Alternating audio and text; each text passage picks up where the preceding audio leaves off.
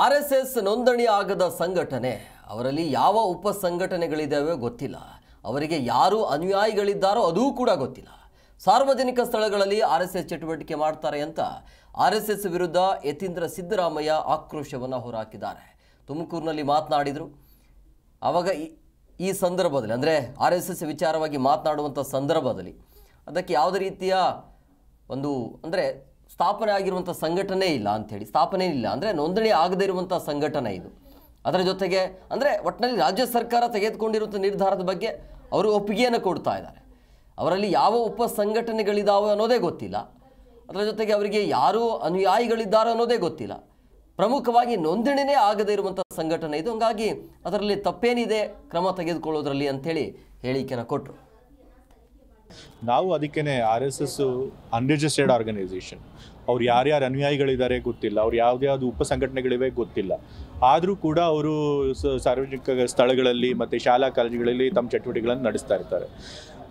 ಬೇರೆ ಸಂಸ್ಥೆಗಳಾದರೆ ಇವಾಗ ದಲಿತ ಸಂಘಟನೆಯವರು ಅಥವಾ ಬೇರೆ ಯಾವುದೋ ಜಾತಿ ಸಂಘಟನೆಯವರು ಅಥವಾ ಇನ್ಯಾವುದೋ ಒಂದು ಸಂಘಟನೆಯವರು ಈ ರೀತಿ ಯಾವುದೇ ಒಂದು ಪೂರ್ವಾನುಮತಿ ಇಲ್ಲದೆ ನಡ್ಸೋಕ್ಕೆ ಸಾಧ್ಯ ಆಗುತ್ತಾ? ಇಲ್ಲ. ಆದರೆ RSS ಅವ್ರಿಗೆ ಮಾತ್ರ ಬೇರೆ ಒಂದು ಕಾನೂನು, ಇಡೀ ದೇಶಕ್ಕೆ ಒಂದು ಕಾನೂನು, RSS ಅವ್ರ ಒಂದು ಕಾನೂನು, ಅದು ಮಾಡೋದಕ್ಕಾಗೋದಿಲ್ಲ.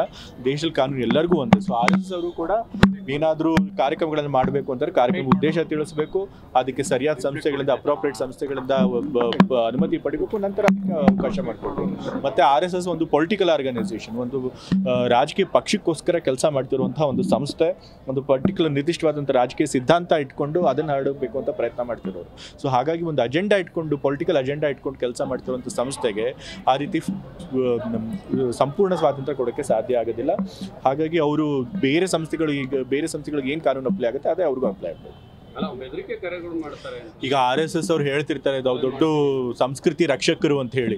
ಆದರೆ ಇವತ್ತು ನಮ್ಮ ಸಚಿವರಾದಂಥ ಪ್ರಿಯಾಂಕ್ ಖರ್ಗೆ ಅವ್ರಿಗೆ ಅವ್ರು ಮಾಡುವಂಥ ಬೆದರಿಕೆ ಕರೆಗಳು, ಅವ್ರ ಸಪೋರ್ಟರ್ಸ್ ಅಂದ್ಕೊಂಡು ಏನು ಬೆದರಿಕೆ ಕರೆಗಳನ್ನು ಕೊಟ್ಟಿದ್ದಾರೆ, ಅದರಿಂದ ಗೊತ್ತಾಗುತ್ತೆ ಇಂಥ ದೊಡ್ಡ ಹಿಪೋಕ್ರೈಟ್ಸ್ಗಳು ಇವರು ಅಂತ ಹೇಳಿ. ಸಂಸ್ಕೃತಿ ರಕ್ಷಕರು ಅಂತ ಅನ್ನೋರು ಇಷ್ಟ ಕೆಟ್ಟದಾಗಿ ನೀಚವಾದಂಥ ಭಾಷೆನ ಪ್ರಯೋಗ ಮಾಡಿದ್ದಾರೆ. ಸೊ ಹಾಗಾಗಿ ಇವ್ರು ಯಾವತ್ತೂ ಕೂಡ